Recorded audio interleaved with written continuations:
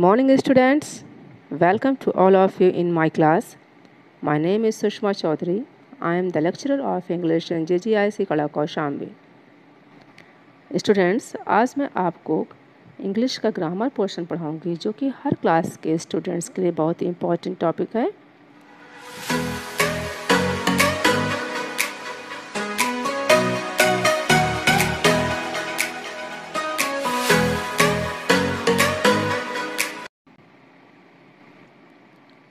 Students, what is grammar? Grammar is a set of rules that describes how a language works. अर्थात व्याकरण या grammar नियमों के उस संग्रह को कहते हैं जिससे यह पता चलता है कि भाषा कैसे काम करती है. Why do we use language? अर्थात हम भाषा का प्रयोग क्यों करते हैं? We use language to exchange messages with others. Every language provides for uses of a collection of words to communicate. Such a group of words is called a sentence. संदेश के आदान प्रदान के लिए भाषा का प्रयोग किया जाता है. हर भाषा में बोलने अथवा लिखने के लिए शब्दों के समूह का प्रयोग किया जाता है. इन्हीं शब्दों के समूह को वाक्य या सेंटेंस कहा जाता है. Let's see the definition of sentence. A group of words which makes a complete sense is called a sentence. अर्थात शब्दों का वह समूह जो पूरा भाव दे वाक्य कहलाता है.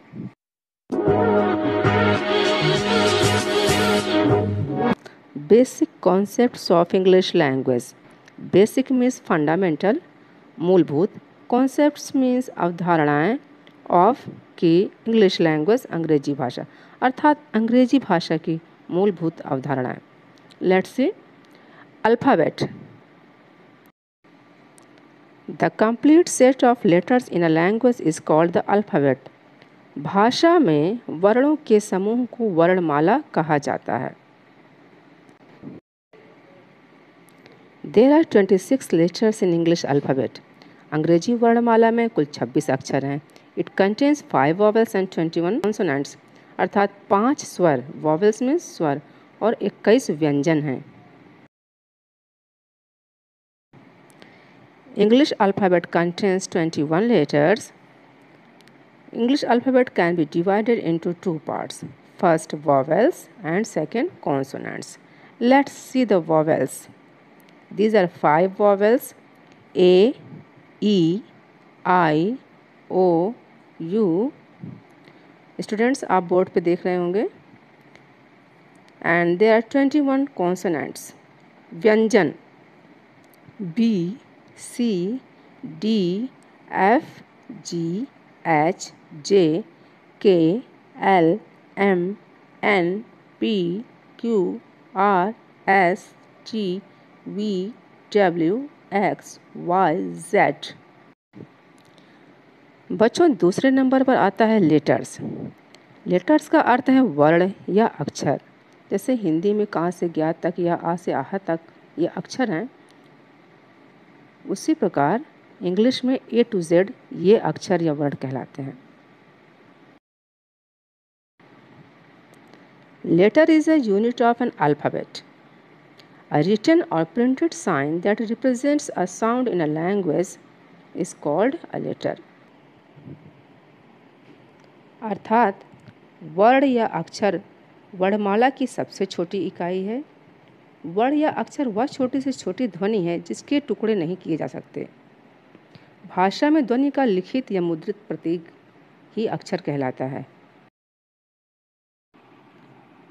बच्चों, हिंदी भाषा में जिन्हें हम वर्ण कहते हैं वे ही अंग्रेजी भाषा में लेटर्स कहलाते हैं. ये लेटर्स 2 भागों में बांटे जा सकते हैं.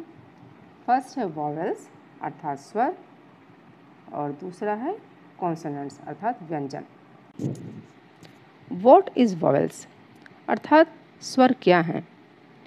The letters which are pronounced with open mouth allowing the free flow of to the air are called vowels. जिन लेटर्स का उच्चारण किसी अन्य लेटर्स की सहायता के बिना किया जा सके vowels कहलाते हैं. What is consonants? अर्थात व्यंजन क्या हैं? The letters which are pronounced by stopping the air flowing freely through the mouth are called consonants. अर्थात जिन वर्णों का उच्चारण स्वरों की सहायता से किया जाता है या जिन ध्वनियों के उच्चारण के समय हवा रुकावट के साथ मुंह के बाहर निकलती है वो व्यंजन कहलाते हैं। चलिए बच्चों, अब हम वर्ड के बारे में पढ़ते हैं। वर्ड मीन्स शब्द। A word is a letter or group of letters that has meaning when spoken or written. अर्थात अक्षरों या वर्णों को आपस में मिलाकर लिखने या बोलने से जब उस अक्षर समूह का अर्थ बनता है तो उसे शब्द या वर्ड कहते हैं। जैसे BAT, यानी ये 3 अक्षर हैं, इनको मिला करके BAT बैट बन गया और जिसका पूरा अर्थ निकल रहा है ये शब्द है। जिसका अर्थ निकले, जिन वर्णों के योग से अर्थ निकलता है उसे शब्द कहते हैं। बच्चों, चौथे नंबर पर वोकैबुलरी आती है। वोकैबुलरी मीन्स शब्दकोश। The stock of words in a language is known as the vocabulary.